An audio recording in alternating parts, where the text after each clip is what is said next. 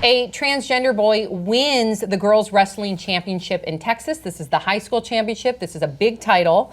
This is the Interscholastic League. Right. So this state championship is a big deal. This is a big conference, and there's a lot of controversy surrounding this because of the fact that this boy has been transitioning, right? So this boy was competing with the female team, won with the female team, wants to compete with the male team because that's the gender he identifies with, but according to Texas, according to this high school, according to this conference, they will not allow it because they go by what's on your birth certificate.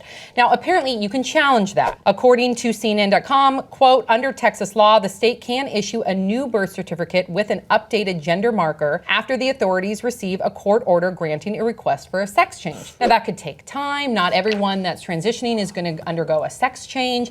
And this is very eye-opening and something that needs to be changed. According to CNN.com, birth certificates issued in Texas currently include a person's sex marker, but not gender. So that just speaks to the ignorance, right? So there's not even a gender marker on the birth certificate. So now this boy who won under the girls' division, he's also been undergoing some hormone treatment, so testosterone, which is also a drug, performance-enhancing drug. So you have controversy in that too because people didn't feel like was it even playing field. Meanwhile, though, he feels like that nobody wants him wherever he wants to be.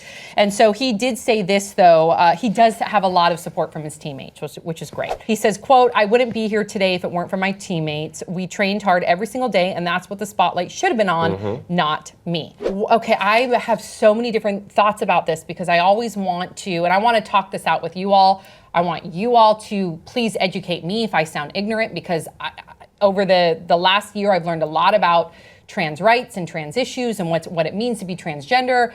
You know, 5 years ago, 3 years ago, I didn't know much about gender identity at all. So I'm still learning. As an athlete in me, I get torn with if somebody is using testosterone and I know it's medically necessary. So this is where maybe it's an individual basis instead of like this blanketed rule and regulation. But when someone is using testosterone, is that fair? I mean, I guess that would mean that he should go then compete against the boys. Yeah. But then if the roles were reversed and you have a male athlete who is transitioning to a female, and traditionally, if you look at like the top 10 fastest athletes as like track or swimming, always the top 10, top 100 fastest males are always faster than the females. The world records are way faster. The American records are world faster. The Olympic qualifying times are way faster.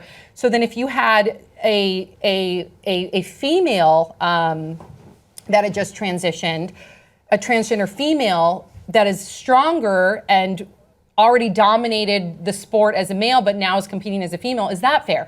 These are just questions that I have as an athlete that I'm conflicted with because I just want to support the individual who wants to compete as their gender identity, but I also want it to be fair. Those are very, I have those same questions as well, Samantha. And the young gentleman's name is Mack Beggs. Yes. And I think when I was reading the article, you guys, and I thought, okay, because the parents were saying, well, it's not fair that this boy is physically enhanced competing with these girls who aren't as strong as he is, so it's not fair. So the parents are saying that is the reason for why they're against this, but we all know underlying, they just don't agree with his lifestyle. And that sucks. That's not okay.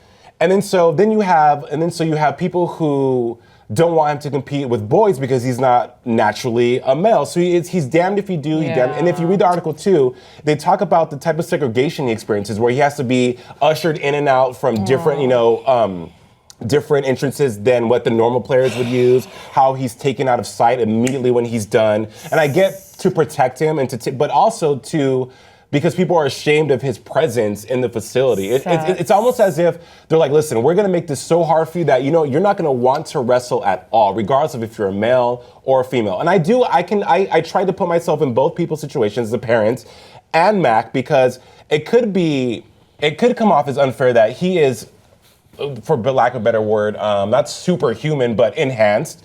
And could that possibly endanger the girls that are, there's no wrong or right way to look at this. It's a tough situation. Absolutely. Please help weigh in on this because I don't know. Okay, so we've been seeing a lot about transgender issues coming to the forefront. We've seen the hashtag Protect Trans Kids. All of that, I would assume we would support. When educating myself on trans issues, given that I'm not trans, I look to some of the like Janet Mock and Laverne Cox, people that are speaking out on this.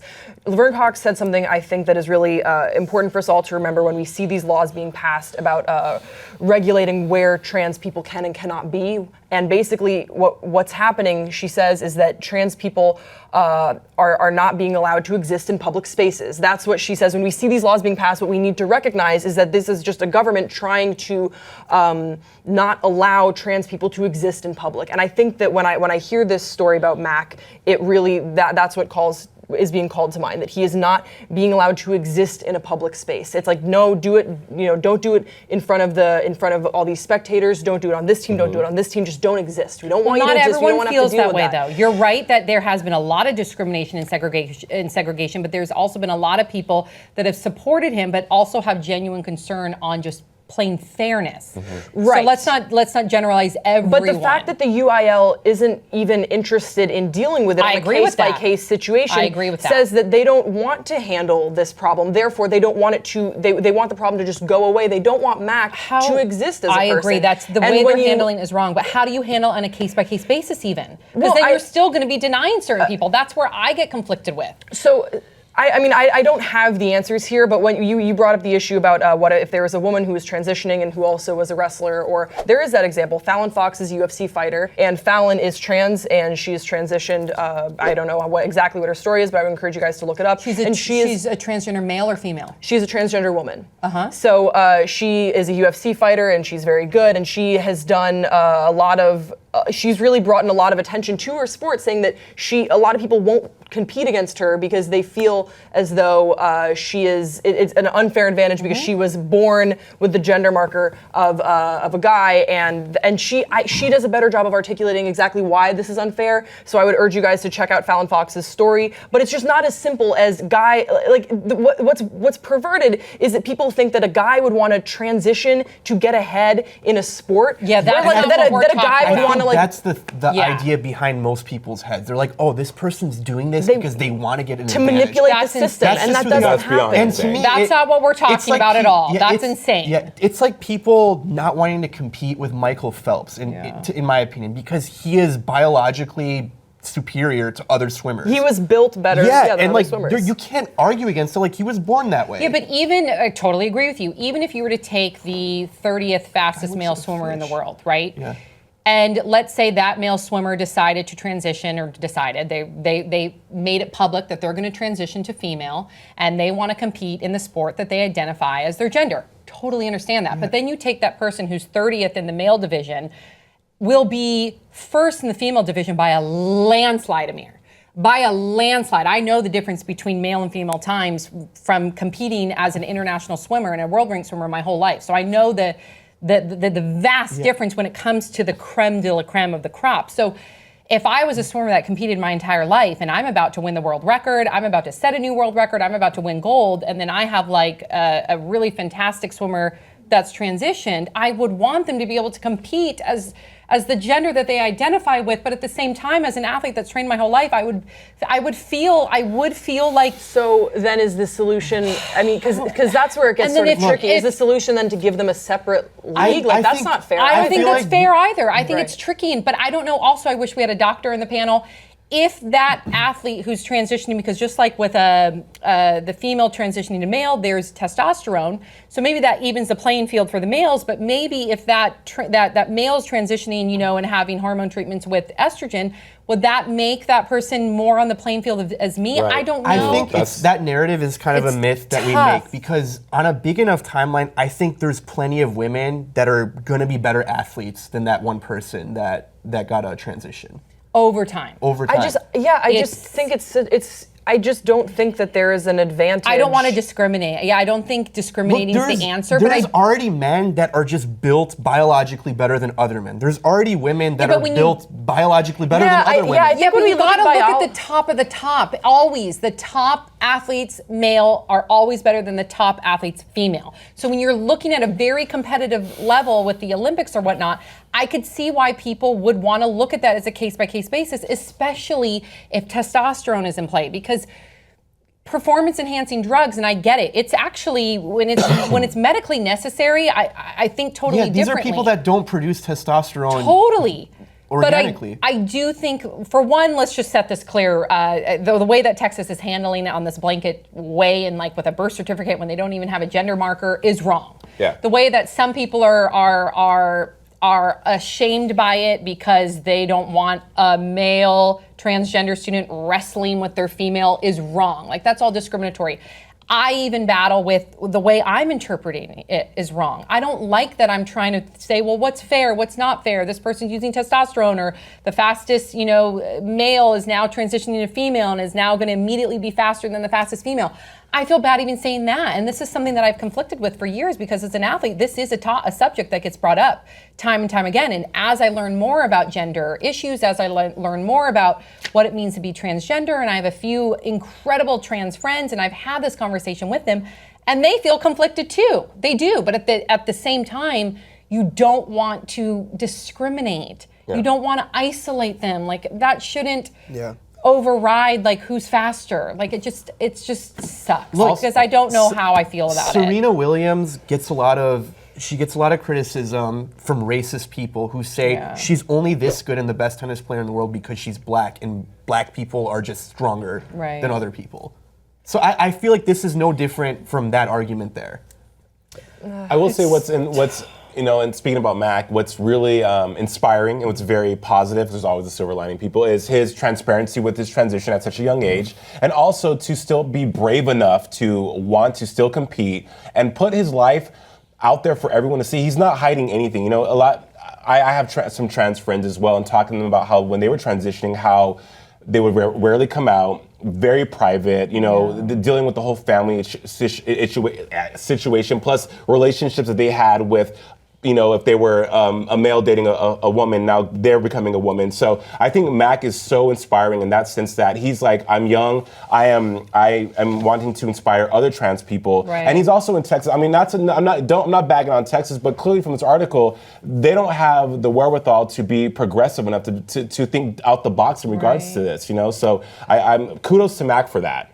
So if I could just say like a final thought, I think that what's really important with this story specifically, what it calls to light, is that we need to listen to trans voices, specifically the voices of trans athletes more, because we are now speculating on their experience, and that's not okay. Mm-hmm. So I think that I would encourage our viewers, I would encourage us here to, instead of projecting on, I'm worried about this advantage, I'm worried about this, I think it's a call for us to listen to trans athletes who are facing this struggle head on and not being allowed to compete in a public space in their school, or even to a higher level, UFC for Fallon Fox. I think it's important that we just listen to these voices and take our cue from them on what action is needed, because for a bunch of cisgender people to speculate on what we need to do it doesn't feel right with me. It doesn't feel right with me either, but it's okay to talk this out. It's okay, of course it's okay to talk about, but I think that what we can take away from this story is like, all right, we are not fully there yet, at least educationally, on what the steps need to be for full trans inclusion in a school system, in our sports systems. So let's listen here, because whenever there's a marginalized community, we need to make sure that we lift them up by listening to them and by passing the mic, basically, letting them talk and taking our cues from them. So that's what I would take from this story. And I would say, if we can share the article, because there was parts in the article where we got to hear from Mack Beggs, and Mack Beggs, you think at I don't know what age, so 16, mature. 17, so mature, scary mature, Absolutely. So kind, and you have to empathize, not to speculate, but you have to empathize that. Can you imagine, like, all he wants to do is compete with the other boys, right? And then he has to face whatever these parents are saying. Mind you, he is getting some support, but he's also getting a lot of discrimination. Of course. And so and I think Grace, I think you said it best. We need to listen to them, because I don't know how I feel about this. I also know when it comes to, I have a bias when it comes to enhancement drugs, because I competed my entire life, and I know that with blood doping, blood doping was really popular when I used to swim, and I knew a number of people that blood doped and did great great job, and went on to the Olympics. I never made it to the Olympics. So I think there's some resentment there too, but I also think listen to the transgender community, but I also think that there still needs to be some sort of case-by-case regulations when it comes to drugs. Like it does, if you're competing on an international level or an Olympic level and you are taking a testosterone that will make you more heightened, I don't know. I guess I wish I had a doctor here because then maybe that makes you even. I don't know. I don't know these answers. I don't. But I think it's good to say you don't know the answers. I think it's good to toss it to you. Maybe someone in the comment section knows more. You can share. Maybe there's a transgender athlete that can share their story with us. And more importantly, I love the idea of lifting up the trans community and trans athletes and having them have the voice. They're the ones that are going through it. Right. First time experience. It's tough. Yeah. So, we just lead with empathy and listen.